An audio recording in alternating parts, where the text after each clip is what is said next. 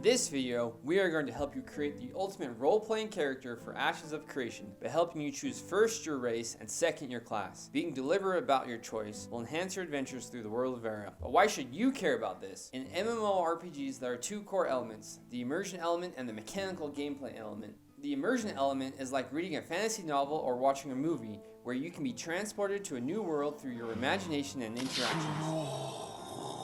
And the mechanical element is essentially mini puzzles to achieve a desired outcome. For example, how do I deal damage efficiently? How do I heal? How do I defeat this enemy? How do I reach the quest giver? How do I get to the next city, etc.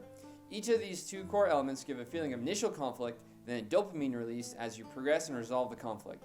And marrying both immersion and gameplay, you can get the most enjoyment and dopamine out of your experience. So today we are going to first help you choose a class and a race with this in mind. You have 8 main races to choose from. You have Richard the Lionheart, the Prince of Persia, Marcus Aurelius, Kocoum, Lurtz, Kronk/Dovey, Gimli, and Maui, and blue people from Avatar. But Surma, why do you only name male characters?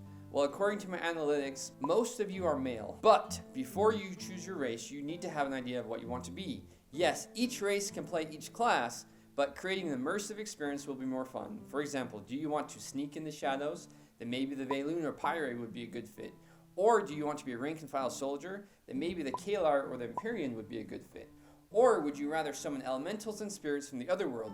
Then the Vek would be a great fit. There will be attributes and traits tied to your race, but this is primarily an immersion-based choice.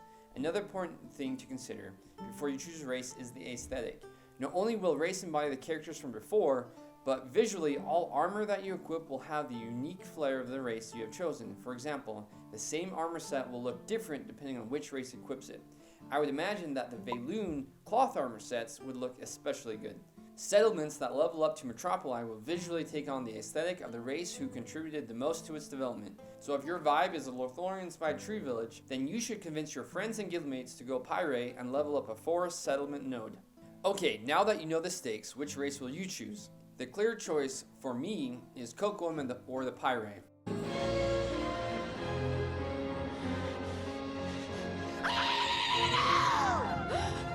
Not only is he the most underrated character, but the nature-inspired aesthetic is by far the coolest. Now on to class. Like I mentioned earlier, your class should align with your role-playing character.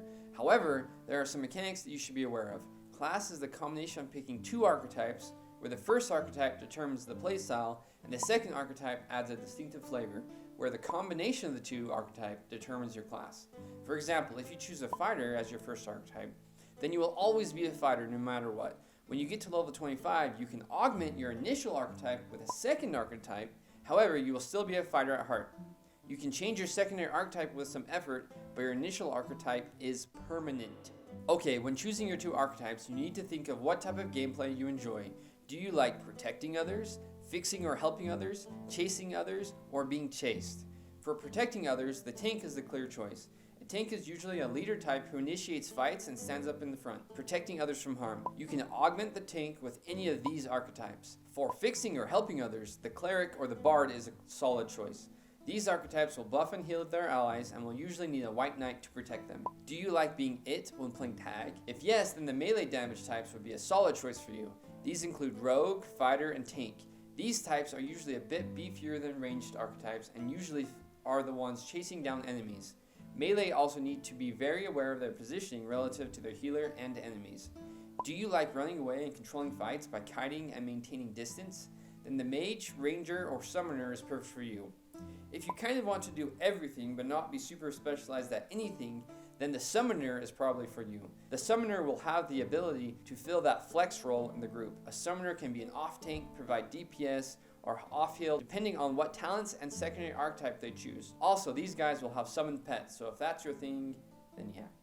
For me, ranger is the clear choice. I like being chased and controlling fights from a distance, and I love the ranger fantasy. So to sum up, my race is Py'rai, ranger is my first archetype, and then either fighter or rogue as my secondary archetype, making me either a Py'rai strider or a Py'rai scout. I also really like the paladin from an immersion point of view. However, from a mechanical point of view, I really only enjoy ranged classes.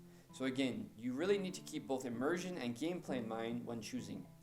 And we haven't talked about different node types, but I want to level up a militaristic node in a forest region with my other Py'rai comrades, and be a bounty hunter / mercenary who will help escort caravans. What characters and races will you choose? Let me know in the comments below. I'm still looking for a Py'rai community to join. If you know some good ones, let me know. I'll see you in the next one. Peace!